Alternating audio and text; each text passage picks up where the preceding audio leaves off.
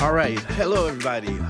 I'm Rick Callender, president of the California-Hawaii State Conference of the NAACP. Glad you're able to join us today. I'm welcoming you to the What's on Your Calendar podcast. We're going to be doing this once a week. We'll be talking about current events and issues. And so today we're joined by the chairman of the National Board of Directors. Couldn't think of a better person to start with, since we will always be talking about NAACP issues. As you can tell, there's a lot that is going on right now, especially at the federal level. In California, we have the governor's race, which we need to make sure we're paying attention to. We have redistricting, and we need to make sure that we're getting our people to the polls. So we're going to be addressing a lot of those things today. But first of all, I want to welcome Mr. Leon Russell to the show. And we'll start with Chairman Russell. What is your North Star and what keeps you up at night? Well, good morning in California. I'm in Florida, so it's afternoon for me, good morning for you guys, or almost noon now, I guess. But it's good to be with you, Rick. What is my North Star as chairman of the National Board of Directors? Very, very important for me right now is the issue of civic engagement. It's about people participating in the political system. I am very concerned that people are made aware of the fact that the political structure determines in many instances how they will live their lives. And so it's important for me as a North Star to always have people understand the importance of participation in the political process. Well, that's definitely a good place to get started. So let's kind of talk about, democracy, defense, redistricting, and representation. I think that goes what you just talked about has to do with the 2026 turnout. When we just saw the Supreme Court, well, they just allowed California to use our new congressional maps for 2026 redistricting. The NAACP, we were all over that with yes on Prop 50. When you talk about participation, what we're looking at is representation battles. Those are always civil rights battles.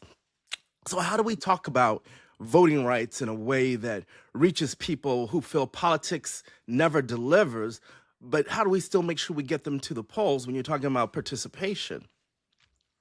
So let's break it down. First of all, you got to make it personal for folks.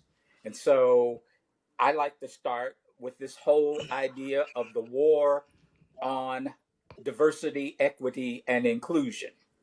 If we think about the United States as the most diverse country in the world in terms of its population, in terms of the demographics of the population, when people start to say that there is a problem with an employer or a government or a school recognizing that, in fact, it exists in a diverse community, in a diverse population, and that there is a responsibility for everyone to be represented in whatever it is that they're doing, whether it's employment, whether it's the school, the educational process. We've got to recognize the actual fact that we are a pluralistic society and that we come from many different backgrounds. And in order for this country to really operate effectively,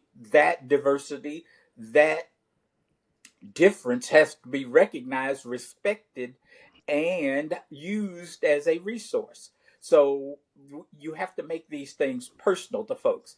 If you think about, we're in Black History Month. You didn't mention that at the intro, but we're in the middle of Black History Month. And folks need to understand that there is a war on Black history.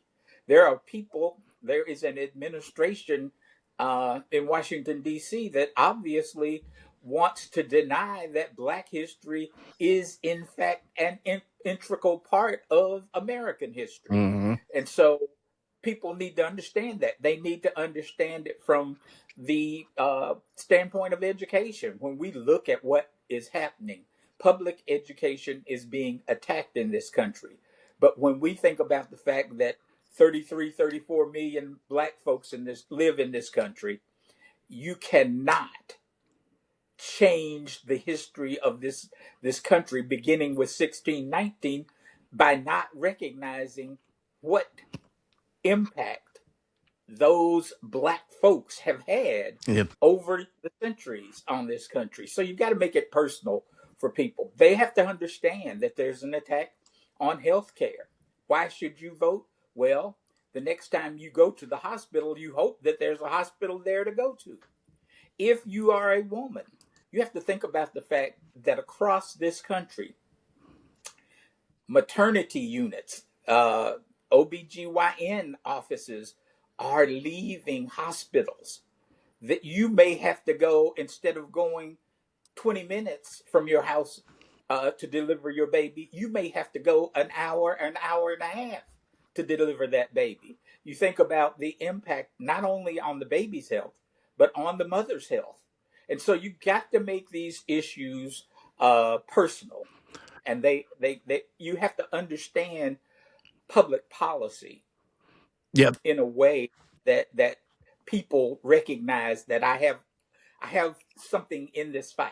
Yeah, no, absolutely. It's got to be personal. As Tip O'Neill said, all politics is local. So you've got to make sure that this is local to them. And I like the fact that you point out, not only is there attack on Black history, but there's attack on Black leadership. And if you look at what's going on, not only appointed leadership, but elected leadership, but it's happening all over the place. And so as we're looking, and as you're talking about this, right now we know that the fight for civil rights is being relitigated, not only in the workplace. I know you did touch on DEI. And so what does equal opportunity, what does that look like when we know that DEI has been targeted? We know how the NAACP has always defined lawful, effective equity work, but what are the practical guidance that we give for workers right now when they're just trying to attack equal opportunity and attack folks that are in their seats? So, Mr. Chairman, my question for you is, what is the NAACP's playbook when civil rights gets reframed as reverse discrimination? Because I think that's exactly what we're seeing right now.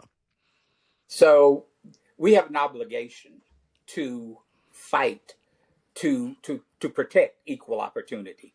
Quite frankly, this is personal for me in a lot of ways. But for 35 years, I ran an equal opportunity employment program for Pinellas County government here in Florida. That's Clearwater, St. Petersburg, for those who are trying to figure out where that is. That's a population of 1 million people.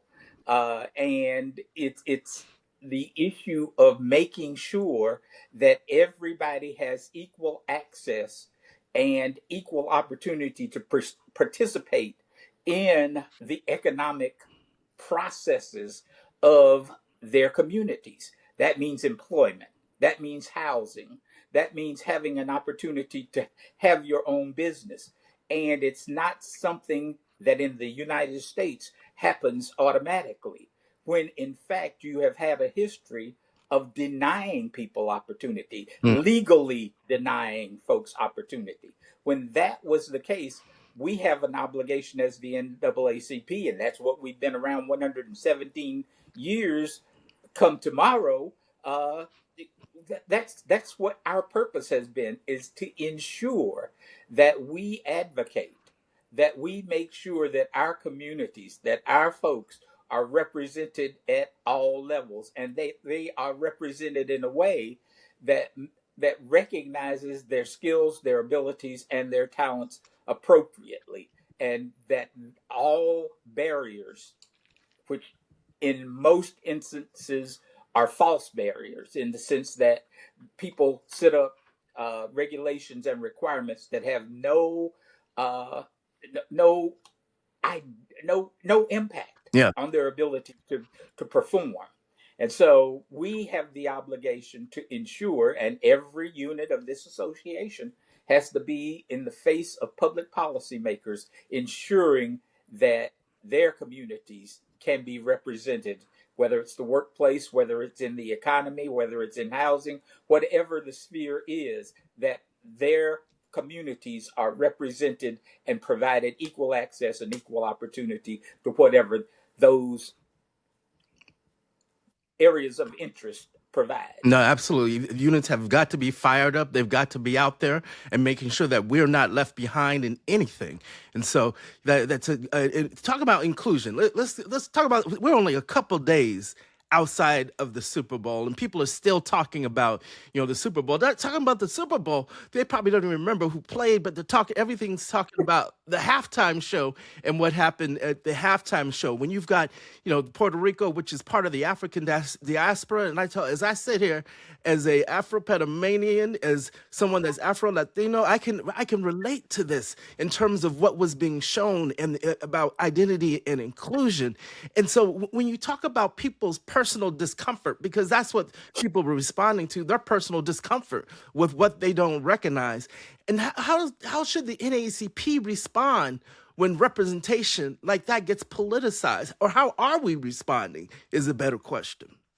Well, the first thing that the NAACP has to do is remind folks that all of us are immigrants. All of us descend from immigrants. None of us were here originally unless we happen to be an indigenous, long-term, ancestral Native American. Exactly. None of us can claim that this is our land.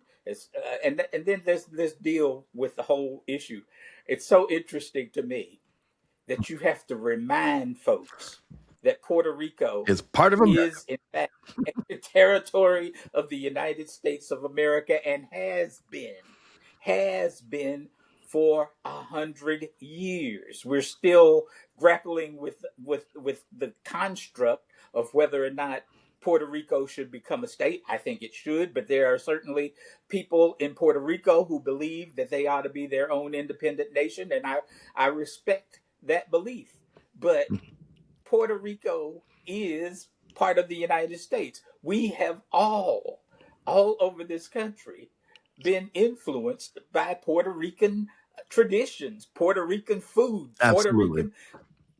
the whole Puerto Rican experience, as you say, recognizing your own immigrant background, having ancestry originating in Panama.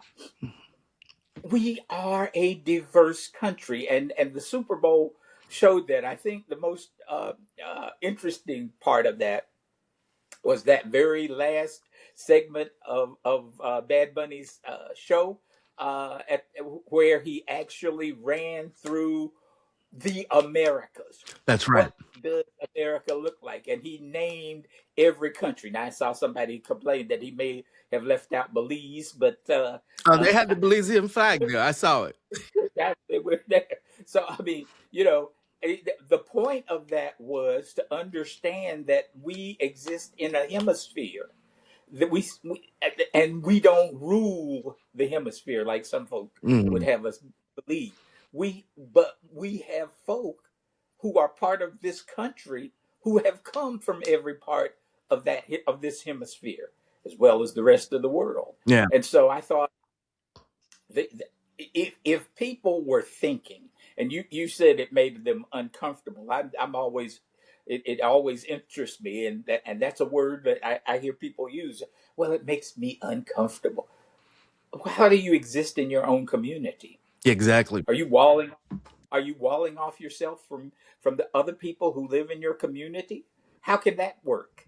How can that possibly work to your betterment? It seems to me that recognizing the difference that makes us the United States of America is important. NAACP has to recognize that we are not a unitary block. We are made up of influences and experiences from all around the globe. When we talk about the African diaspora, we are it. Exactly. We are, and so to me, it's important for folks to recognize, and Bad Bunny demonstrated it very well, I thought, all of the experience that we have. 100. And I think it's important, going back again to the issue of Black history and history of the country. I think it was important for Bad Bunny to show the sugar cane. Why? Because it's a part of the colonial experience. It's a part why are we here? Why are we in this hemisphere to begin with? Because somebody had to come in and build these countries. And they built it based, first of all, on our free labor, or the Hmm. free labor of our ancestors. That has to be recognized, it has to be taught, and it has to be appreciated. We have gone through a demographic evolution in this country. Get used to it. We're not going anywhere. We're not going backwards, and we're not going anywhere. Very important. I want to go back to something that the NAACP has just done in terms of this is our partnership with local government. We talked about in the beginning when I said all politics is local. The NAACP, we just announced an MOU with the African American Mayors Association, which is perfect for explaining how the national strategy becomes a local result. And so, if someone listening wants to pressure their local city hall effectively, what are the top 2 or 3 demands that creates a real change within the next 90 days? What do you think our branches should be asking for?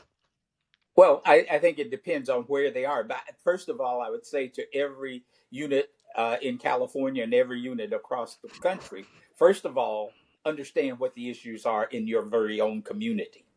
Hmm. That's what is important for the folks on the street where you live, and how does it impact folk who look like you and me.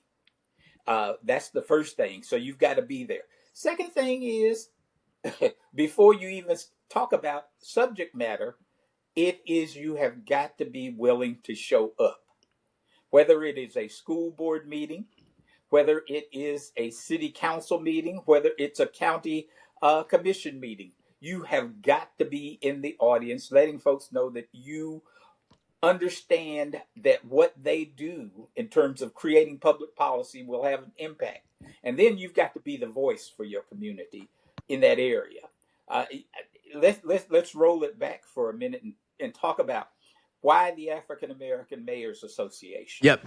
Well, it's important for us to have that communications vehicle, to have an agreement about what are the things that are important to us, whether it's healthcare, whether it's housing, whether it's employment, how we recognize diversity, equity, and inclusion. All of those things can be impacted by our relationship with our mayors, and recognizing the fact that, contrary, I guess, to what a lot of people think, the African American Mayors Association is growing. Hmm. There are more mayors, more black mayors now than there have ever been. And that means that we're leading cities. And because we're leading cities, they need the NAACP as black mayors when they have to advocate for their communities before a state legislature, Hmm. which means the state conference should be there. When they're advocating for national policy, that means that the national NAACP should be standing shoulder to shoulder, working with them on legislative initiatives at all of those levels. But even more than that, take it back. Why was uh, uh, you know why did California need to redistrict? Well, California needs to redistrict in order to ensure that we maintain the political strength of our communities. Because there were people who were out there trying to create a situation where a politician would pick their voters. And those people who advocated, who began this war of redistricting, clearly intended to reduce the voice of the black community. absolutely. Why do I say that? Why do I say that? Well, they started with Texas, and if you look at the districts that they chose to attack in Texas, they were all either black or Hispanic populated districts. That was intentional. Go back to the other question that you raised, this whole purging of the federal government. When you look at who's being removed, whether it's the chairman of the Joint Chiefs of Staff, CQ Brown, whether it's a member of the Federal Reserve Board, If you look at the National Transportation Safety Board, the vice chair was black. He was fired. Who's being attacked and why are they being attacked? Because the perception is that some people do not want to share power and influence in this country, or at least perceived power and influence. And so here we are. Our responsibility very clearly is to step up and step out and say, we will do whatever is necessary. We will support whatever is necessary to maintain the strength of the Black community, of the greater community, in ensuring that public policy is made in a way that positively impacts all of our communities. Yeah, absolutely. And I think this goes right into my next question, because as we're talking about making sure we get our people to the polls and making sure that we are electing folks that are representative of our populations, how should listeners think about the 2026 elections beyond just the presidency? What should they be thinking about?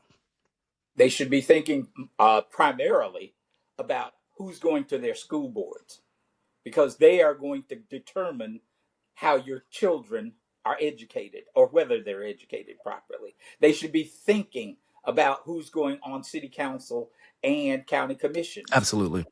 Because those are personal to you. They impact your pocketbook. They impact your health care. But the most important, and some people will say, oh, he's crazy. The most important elections that you can deal with are those elections of your state legislature, your state assemblies, because those people create the most destructive level of policy in this country, even greater destruction than the Congress of the United States. Now, make no mistake, we have to be out there with respect to congressional elections, quite frankly, this year, because we have got to send a message. And that message has to be very clear that we will not tolerate what is coming out of the federal government at this time, because it is a direct attack on us as a people. And so who gets elected to Congress is important. Quite frankly, it has to be important because the Congress has to regain and retake its position as a co-equal branch of the federal government. Under the current regime, the Congress has abdicated its responsibility, and therefore we have somebody who thinks that they are a dictator, acts like a dictator, and thinks that they can rule by executive order. Indeed. And we have to send a message in 2026 that that is not the way it's going to be. And quite frankly, here, let me step out that. And I'm saying this as Leon Russell. Fortunately, I'm the chairman of the board of the NAACP. But yes, Mr. President, changing the way that the Congress is currently structured is important, because we do need to investigate what you have been doing. Yes. And it will not get done unless we change the composition of the Congress of the United States. That ought to be our goal across the country. Absolutely. Absolutely. Final question before I have one other question after this. But if you had 60 seconds on every radio station in America, what would you say? I would say that it is extremely important in 2026 that we tell everyone in our households, in our churches, in our barbershops, beauty salons, wherever we meet people, we have to influence them in a way that says voting is important. Your vote is your voice. It is the way that you make sure that politicians understand what is important in your communities. If you don't vote, then whatever happens, you are acquiescing in, you are agreeing to by failing to go to the polls. You cannot complain if you didn't vote. Absolutely. And so in 2026, Suki and little one down the street, whatever you call them, you got to tell them, if you're 18 years old or older, you need to go vote. Absolutely. You need to register. You need to engage in the political process. That's my message. All right. We're going to have one question that we ask all of the folks that join us on what's on your calendar. But, Mr. Chairman, what's on your calendar that you refuse to cancel and why? My calendar is always loaded up. So on Sunday, I am going to be standing in a pulpit, unusual for me, but I'm going to be talking about Black history at Mount Zion United Methodist Church. Black History Month is here. We need to talk about it.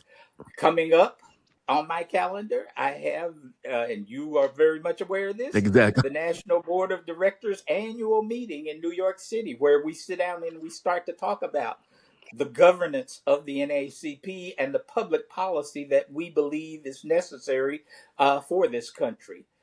The following week, I'm coming right on out there to Los Angeles, California, to participate in the 57th annual NAACP Image Awards I will see program. you there. And it's more than just the televised show. We're going to begin with the golf tournament on Monday. We're going to have a seminar on Wednesday. We will do a creative arts dinner on Thursday, where we actually present the bulk of the NAACP Image Awards. On Friday, we'll do a fashion show to show the dynamic creativity of our fashion designers in our community. And then on Saturday, February 28th, the NAACP 57th annual telecast live of the Image Awards from your very own Pasadena Civic Auditorium in Pasadena, California. I encourage everybody to tune in to BET, Black Entertainment Television, the networks of CBS and Paramount, to join us in celebrating Black brilliance. Absolutely, absolutely. And I hope everyone tunes in. I do want to thank everyone for joining and listening through what's on your calendar. Look forward to seeing you weekly. We'll definitely be having special guests, folks from the NAACP leadership that's actually leading the fight for civil rights around this country. If you're not a member of your local branch, I do want you to make sure that you join your local branch and that you get engaged. Mr. Chairman, thank you again for being with us, and look forward to working with you and interviewing again in the future. Thank you, Rick. It's been a pleasure. All right.